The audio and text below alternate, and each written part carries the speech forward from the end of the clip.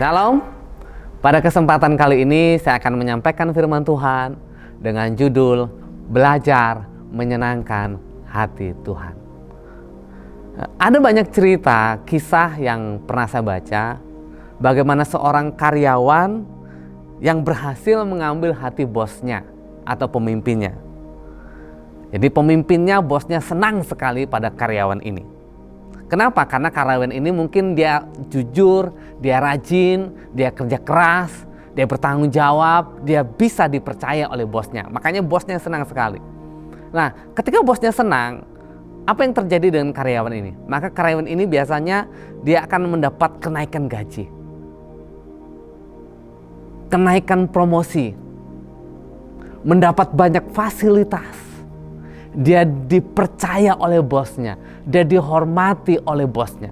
Ada banyak keuntungan yang dia dapatkan karena dia berhasil menyenangkan hati bosnya. Ketika karyawan ini berhasil menyenangkan hati manusia saja, dia mendapat banyak manfaat dan keuntungannya. Pertanyaannya adalah, bagaimana dengan menyenangkan hati Tuhan? Tentu tujuan kita menyenangkan hati Tuhan bukan saja untuk mendapatkan keuntungan yang bersifat materi. Karena saya percaya adalah ketika kita berhasil menyenangkan hati Tuhan, ada banyak berkat-berkat yang nilainya lebih daripada nilai berkat materi.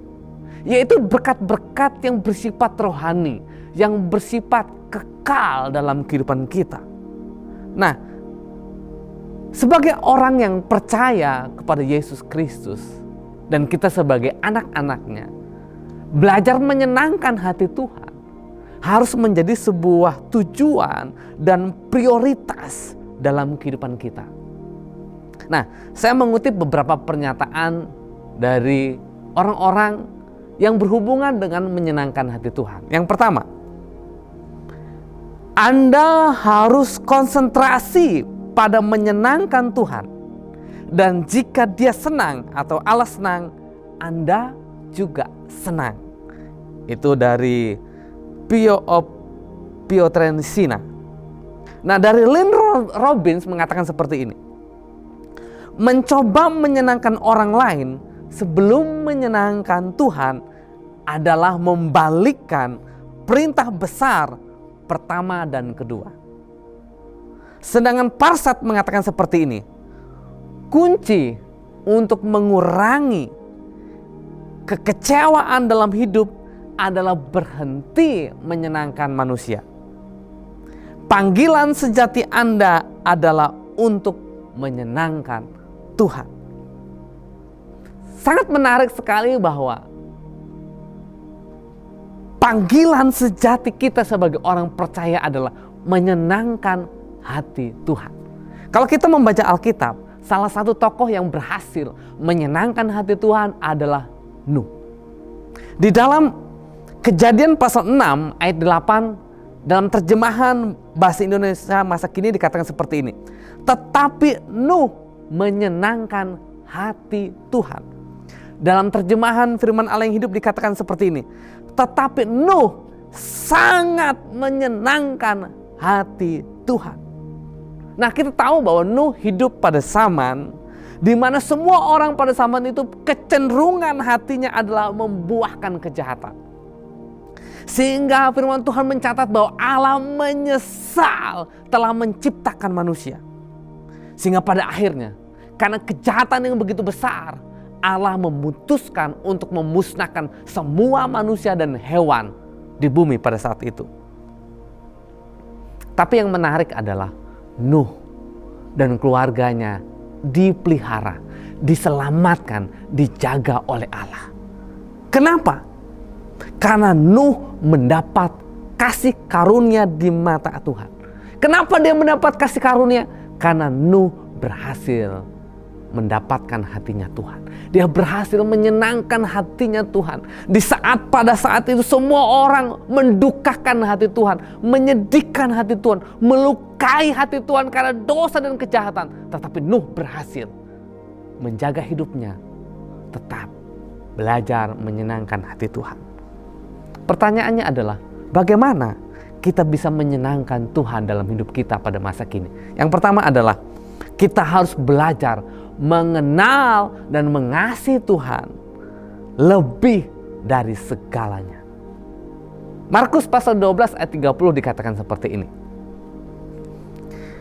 Kasihilah Tuhan Allahmu dengan segenap hatimu, dan dengan segenap jiwamu, dan dengan segenap akal budimu, dan dengan segenap kekuatanmu. Firman Tuhan mengatakan mengasihi Tuhan adalah hukum yang pertama dan utama yang tercatat dalam firman Tuhan. Jadi kunci bagaimana supaya kita tidak mengecewakan hati Tuhan adalah kita harus mengasihi Tuhan. Semakin besar cinta kita, kasih kita kepada Tuhan, semakin besar juga usaha kita untuk tidak mengecewakan Tuhan. Semakin kita mengasihi Tuhan, semakin kita rindu untuk menyenangkan hati Tuhan. Nah, bagaimana caranya supaya kita mengasihi Tuhan? Maka kita harus mengenal dan mengalami Tuhan secara pribadi dalam hidup kita. Seperti peribahasa, ungkapan yang sering kita dengar, tak kenal maka tak sayang. Semakin kenal, semakin sayang. Dan semakin sayang, maka kita akan semakin ingin menyenangkan hati Tuhan. Nuh berhasil mengenal dan mengasihi Tuhan dalam hidupnya. Dia bergaul dengan Allah. Luar biasa. Kalau kita ingin menyenangkan hati Tuhan, belajarlah untuk mengasihi Tuhan, mengenal Tuhan lebih dari segala-galanya. Yang kedua adalah kita harus belajar hidup takut akan Tuhan dan mengandalkan Tuhan dalam segala hal. Mazmur pasal 147 ayat 11 dikatakan seperti ini. Tuhan senang kepada orang-orang yang takut akan Dia, kepada orang-orang yang berharap akan kasih setianya. Ayat ini mengatakan Tuhan senang kepada orang-orang yang takut akan Dia. Apa arti takut akan Tuhan?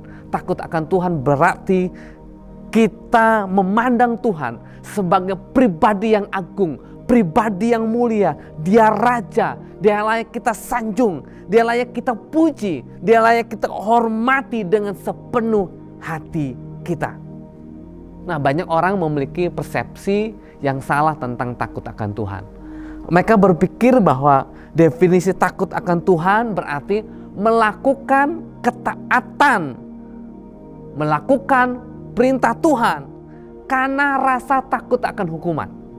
Jadi mereka takut akan Tuhan karena takut dihukum.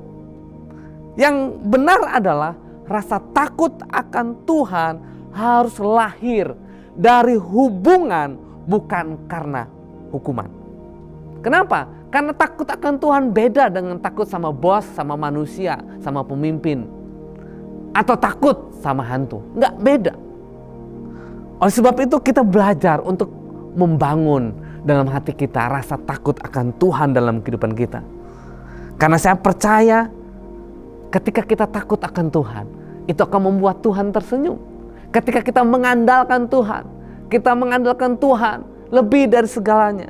Kita tidak ragu, kita tidak banyak tanya kepada Tuhan, kita tidak banyak mengeluh kepada Tuhan, tapi kita mengandalkan Dia lebih dari segalanya. Seperti Nuh, bagaimana hidupnya mengandalkan Tuhan. Firman Tuhan mencatat bahwa dia hidup benar.